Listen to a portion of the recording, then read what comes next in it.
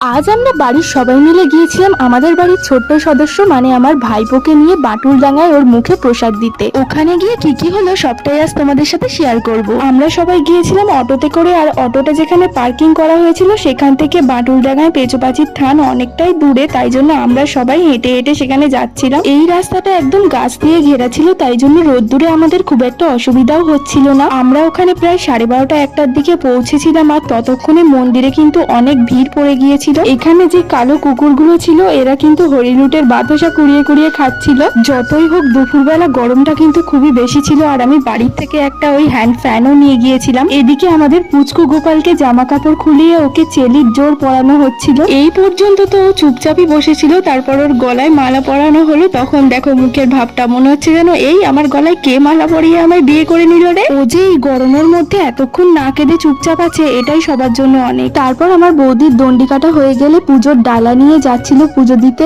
আর আমাদের গোপালকেও নিয়ে গিয়ে মায়ের পায়ের কাছে শুয়ে দেওয়া হয়েছিল। এরপর সবাইকে একে একে সিঁদুরের ফোঁটা দিয়ে দিল, আর লাস্টে ওর মুখে প্রসাদ দিয়ে ওর গলায় একটা মাদুলিও পরিয়ে দেওয়া হয়েছিল। আর হ্যাঁ, এটা কিন্তু আমার ভাইপোর অন্নপ্রাশন না, আমাদের মধ্যে নিয়ম আছে বাচ্চা 4 মাস হলে বাটুলডাঙ্গায় নিয়ে গিয়ে মায়ের আশীর্বাদ নিয়ে মুখে প্রসাদ দিতে হয়। মুখে প্রসাদ দেওয়া হয়ে গেলে আমরা এই গাছের চারপাশে 3বার প্রদক্ষিণ করেছিলাম। তারপর আমাদের গোপাল সোনাকে বসিয়ে কিছুক্ষণ ফটো তোলা হলো, আর তার মধ্যেই ওর কান্নাকাটিও শুরু হয়ে গেছে। এই ঠান্ডা ঠান্ডা লেবুর জলগুলো ওখানে বিক্রি হচ্ছিল, যেটা খেতে এই গরমে তো দারুণ লাগছিল। বাচ্চাটার গরমে খুবই কষ্ট হচ্ছিল। এই দেখো ওর বাবার কোলে শুয়ে ও তো কাঁদতে শুরু করে দিয়েছে। দুপুরবেলা সবার খাওয়ার জন্য বাড়ি থেকেই লুচি আর আলুর দম করে নিয়ে যাওয়া হয়েছিল। ঠাকুরের থানে তো ভাত নিয়ে যেতে নেই, ওই জন্য আমার মা আর বড় মা সকাল থেকে দুজনে মিলে লুচি আর আলুর দম বানিয়ে সবার জন্য নিয়ে এসেছিল। এই যে আমাদের খাওয়া দাওয়া হয়ে গেলে আবার বিকেলের মধ্যে আমরা সবাই বাড়িও চলে এসেছিলাম। আমার ভিডিও তোমাদের ভালো লাগলে একটা লাইক, কমেন্ট আর সাবস্ক্রাইব করে দিও।